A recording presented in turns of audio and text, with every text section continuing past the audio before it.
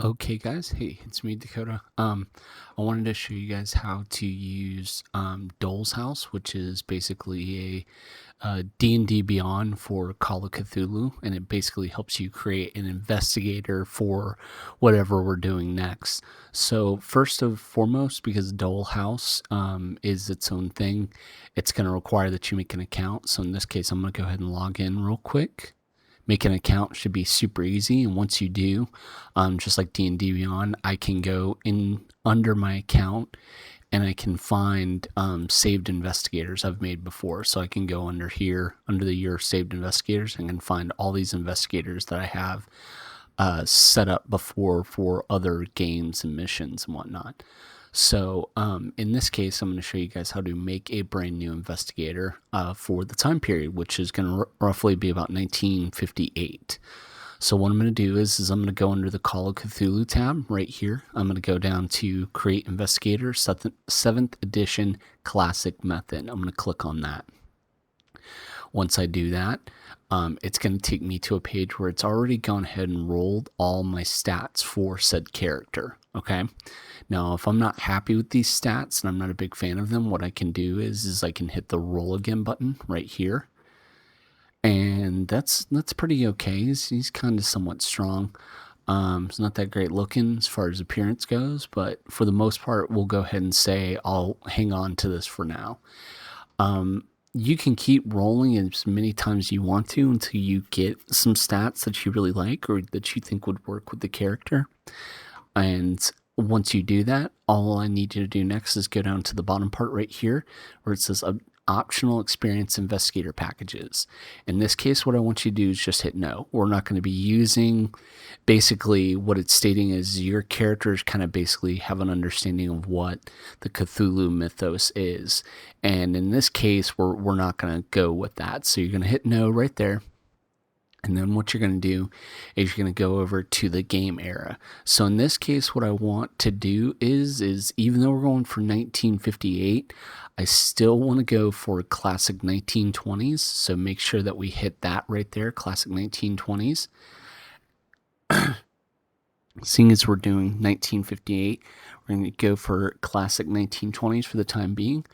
And make sure that the skill cap option is set at max 75. That should roughly be what the skill cap should be set at all times. Right underneath here, there's going to be investigator details. The website already sets you up with names for your character, depending on if it's a male or a female. You can change the names if you want to. You can also change the age. It has my age set at 25.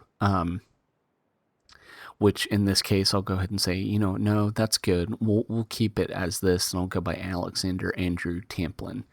So next what I'm going to do is I'm going to choose my occupation. Now, with Call of Cthulhu, there's a lot of different occupations. So what we're going to do in this case is, because depending on the area, which I want to try to keep us in Lovecraft country as much as we can, but we may travel to LA a little bit. I'm going to go ahead and I'm going to make my guy we're going to make him a reporter. Okay. So with that, he's a reporter. It gives him certain things. He'll get an occupation points of 320, credit rating between 9 and 30. And his occupations and skills are going to be all these little spots right here. Now, what I'm going to do next is I'm going to pick a residence. So basically where he's staying at right now, I'm going to say New York City, New York. And then I'm going to pick a birthplace for him. I'm going to go ahead and say he was born in Atlanta, Georgia. Okay. Once I've done that, I'm going to go ahead and hit save and continue. And we're going to go into the next page. Now, the next page pretty much just goes over what your different characteristics are on the sheet. You can mess with this a little bit and move points around if you want to. Most of the time, I would say don't do that and kind of keep it as is. Because sometimes that can get really confusing. So for this page, I would just automatically go down here to process updates, click on that, and go to the next page. So the next page is going to have you choose a personality skill for your character. This is a skill that pretty much is like what you are advanced in. It'll kind of give you a boost on that later on when you use these occupational points to kind of maybe bump it up. So in this case, what I'm going to do is I'm going to say for a reporter, he's pretty good at fast talking his way out of situations. So we'll hit save for that. And it'll go to the occupational skills category right here. These are the skills that for a reporter, these are what he would know most about. Hey, the other thing too is you see these occupational points. Roughly, there's already been 9 points that have already been allocated through the system.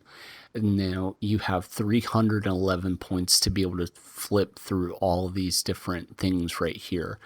The other thing too is the cash and assets and spend level. This is roughly going to stay the same. This will not change whatsoever. I will explain this whenever we play games, what spending level and assets and cash are as far as things go. But in this case, what I'm going to do is I'm going to go ahead and use the 311 points here. Now, it was said that his credit rating should be between 9 and 30. So in this case, what I'm going to do is I'm going to say he's kind of a familiar reporter. We'll put that at 90. His acting skill, I'm going to bump that up a little bit too, because he's got to kind of play the part sometimes, right? His history is kind of okay for the most part. His listen roll is very good. I'm going to bump that up to 50 just because, I mean, he's always listening to stuff all the time. I will say that he was probably a reporter overseas during World War II. So I'm going to say that he can speak French very well. And we'll keep that at the 80, which is pretty good for that. And then what we're going to do next is psychology. I'm going to bump that up pretty high too, because I want my reporter to be able to read the faces of people. His stealth, let's see if we can bump that up as well. Spot hidden, he needs to be able to see stuff pretty clearly. And then his fast talk skill. I want to give him a pretty high fast talk because I want him to be able to talk his way out of situations. And then basically what I'm going to do is I'm going to continue to keep kind of going through here, and I'm going to bump up all the other skills as much as I can. So, and we'll say his psychology is a little bit more. He can really read some people. Once your balance is at 0, that should automatically do it. This also changes your cash and assets and how good you are at your job. Like I said, I will explain this in session, what this all means right here, and the credit rating score. So make sure to keep that number between there and there for that. So I kept him on the high end. He's a pretty decent reporter, and most people know about him or should know about him. So I'm going to hit save. And it's going to go to the next page right here. So it's the same thing again, but this lists pretty much all of the different skill checks that are available to a character in Call of Cthulhu. And over to your right, you see a point system right here. It gives you about 160 points to be able to allocate between everything here. So what I'm going to do is his listen roll is pretty good. I'm also going to say that he's pretty good in the library as well and move that up. And I'm also going to give him some bump up in he knows how to sneak into some places. And then, let's see here. Also kind of give a persuade roll in a way too. Because, I mean, he's got to be able to persuade people to maybe do stuff and say stuff for him. And then, let's see here. We'll go ahead and give him a couple points in disguise too. Maybe he has to go undercover sometimes and people shouldn't be able to recognize him. Once I've done that, allocated the whole 160 points, it shouldn't let you do it anymore. If it does, this little error will pop up saying like, hey, you can't do that anymore. So go ahead and hit OK. And then go ahead and hit save after you've allocated all the points.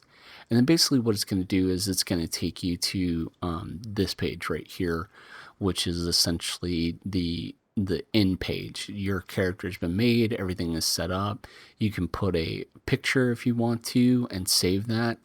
When you send the character sheet to me, what I want you to do is do grayscale and then do a basic auto calc sheet. Give that a moment to load up. And basically the sheet should look like this. Let's get a little photo, roaring 1920s.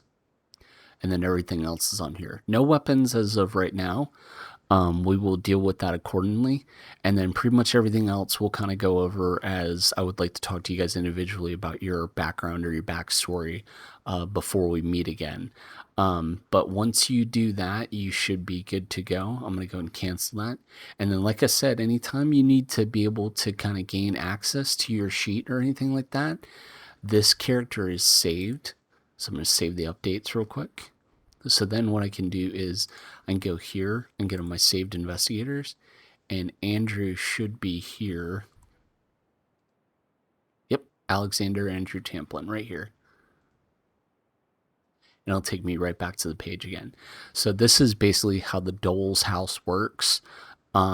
Make sure to use this as much as you want to. Come up with a cool character, send it to me as far as the character sheet goes, and kind of give me a fun, nice, little interesting backstory about who the character is, what they were doing after the first mission, and we can kind of go over some other added details later on. Okay?